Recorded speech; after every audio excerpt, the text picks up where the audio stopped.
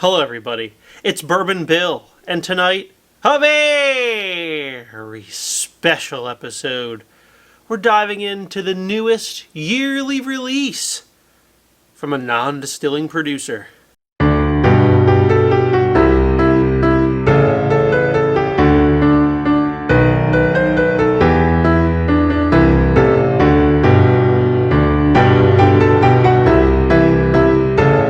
That's right.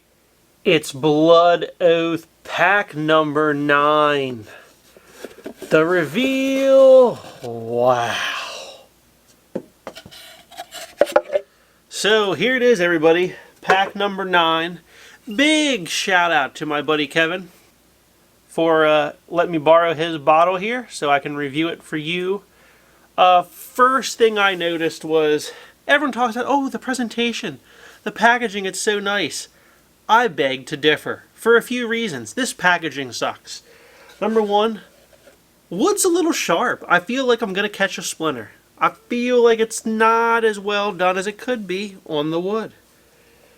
Problem number 2, which is actually a problem that persisted in previous years, that Lux Row, as cheap bastards as you are, cannot seem to fix. Why is every label on these bottles not centered? Look at this. Labels off to the side. Okay, on the front, okay, we had a mistake, we ran a few, but everything, look, the side label, off-center, the back label, off-center. It's like, could you be any more careless in how you send out a product that, by the way, you're charging $129.99 for, plus tax. That's right, 130 doll hairs this year will net you this bourbon that they couldn't say in the box that well, and the labels are all off-center. It's like your Uncle Ricky, some backwoods moonshiner in Tennessee, tried to put these labels on by hand, then he's got the shakes. It's like, come on here. This is Lux Row Distillery. You can afford some better labeling equipment. Alright, end my rant there on that. This year, if you don't know, Blood Oath is always at 98.6 proof because that's the temperature of human blood, or, the body temperature, whatever. Compute 49.3% alcohol by volume. And pack number 9 this year is finished in Oloroso Sherry. Ooh, doesn't that sound good? So let's dive into a few details here. Now these are always kind of blends, and usually only a piece of it is actually finished in whatever they're doing this year, the sherry. It's a beautiful blend of 16-year-old bourbon, 12-year-old bourbon, and a 7-year-old bourbon finished in Spanish Oloroso Sherry. So that sounds mighty delicious, and I can't wait to get into it. Other than the labeling situation, I do like the bottle. The box I could care less about. Like, cut that out and save me some money. These are getting pretty pricey for sub-100 proof bottles, especially when they don't tell you, A, how long it's aged in Oloroso Sherry, and B, the mixture here. They put 1 drop of 16, 1 drop of 12 in, and then 98% 7-year? Like, we don't know. Last year's was the Calvados finish. I thought it was okay, but ultimately not worth the price of admission. It's kind of the theme for Blood Oath, is that they're always like, they're alright. Just never quite worth MSRP. As the MSRP increases, I get more and more deeper into that territory of probably skip. But color, light, as you would expect with 98.6 proof of heavily watered down bourbon. But let's give it a nosing. Oh, gosh, that smells good. Nose A++ from Bourbon Bill. The nose is exactly what we want. It is leather and sweet oak. Hint of orange in here. I get a lot of like dark fruit notes too, maybe from the sherry. There's like, if you didn't tell me this wasn't finished in sherry, I don't know that I would actually pick it out. I know that seems weird, but I'm bad with finishes anyway. But I'm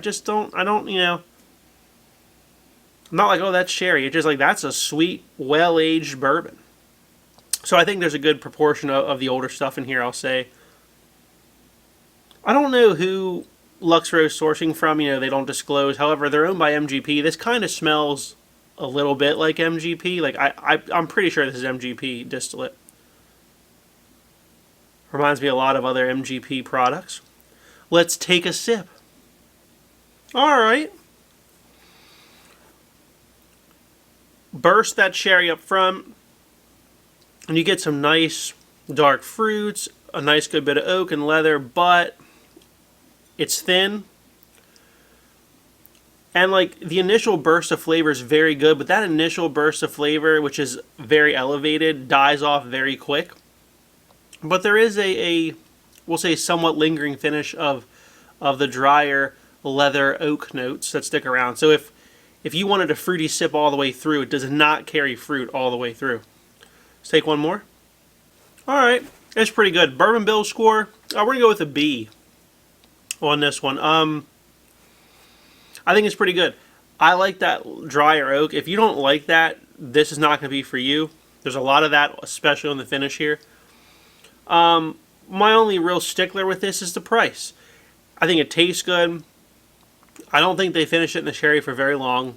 The sherry influence is not heavy here, which, you know, some people like that, but you could argue that it almost doesn't taste finished. Like, there's bourbons I've had that taste very similar to this that aren't finished. So I feel like that's kind of a gimmicky part of it. I don't think it's worth the price. You know, what would I pay for this? I think $85. You know, maybe 90. That sounds good. 130. Get the heck out of here. You're getting way too expensive, Blood Oath, for what you are. But this release, I think, is better than last year, and it's pretty good. So if you're a fan of the Blood Oaths, you want to collect them, the juice is good this year for sure, but still hasn't become worth its MSRP. But that's not all. Let's say you're a sucker for sherry, but you don't want to spend 130 doll hairs. How about one of the kings of rye from last year, Sagamore Spirits Sherry Finished Rye. Yes, I know. This is a rye. And that's a well-aged bourbon. This is a 4-year-old MGP rye, finished for 1.5 years in sherry.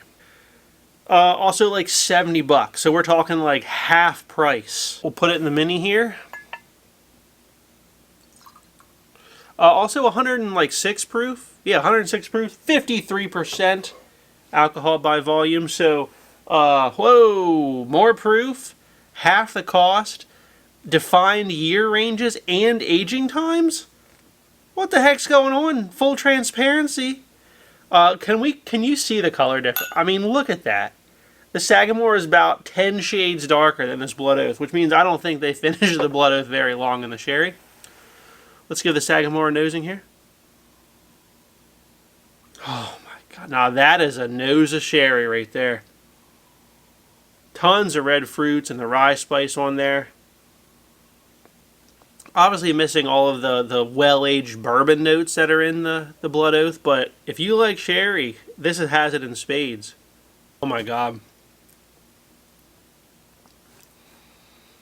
As much of an oak fan than I am, Sagamore Sherry just beats that Blood Oath. It's way thicker, velvety on the mouthfeel, longer finish, huge sherry notes, just carried well throughout. The rye spice mixes well with the sherry, the fruit of the sherry. A way better done integration of the sherry into a whiskey of some sort.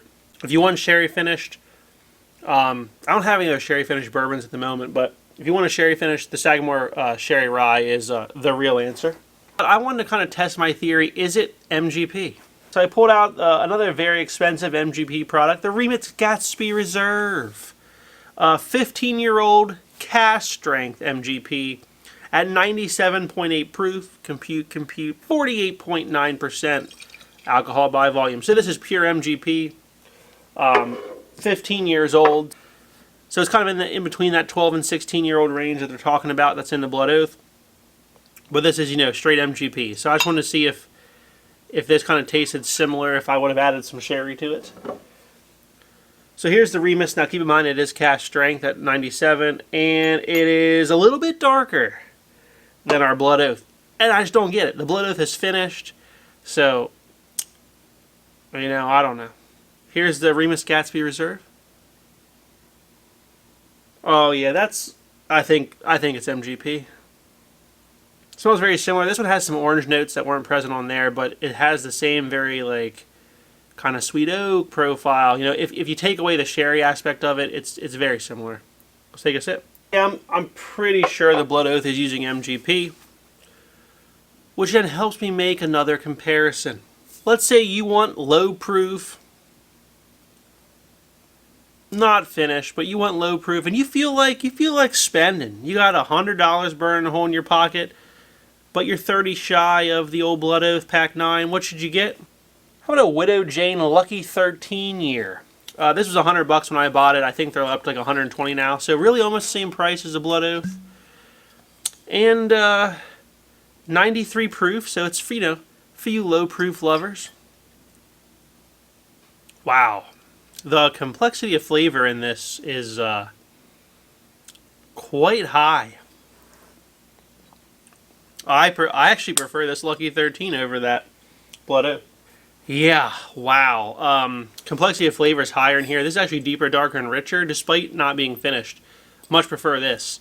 This is a blend of Tennessee, Indiana, and Kentucky, all 13 years old. So Dickel, MGP, and probably Barton. But this is actually much better. It's definitely darker in color. So there you have it. Should you buy a Pack 9? If you're a Blood Oath fan, go for it. I'm not going to stop you. It does taste good, and there's nothing wrong with the actual juice. The only thing wrong tonight is the price point on it. For less money, you can get all 13 years here, no finishing, in the Widow Jane Lucky 13. I think it's better. If you really want to spend more, you can get a, old Remus Gatsby Reserve. But you're not going to find this. And if you just want a sherry finished whiskey of some sort, go for the Sagamore Spirits Sherry Finished Rye. This is a much better sherry finishing, and I think this is also better than the Blood Oath Pact 9. So if you like what you saw tonight, please like, comment, and most importantly, hit that subscribe button. Thanks, everyone. Have a good evening.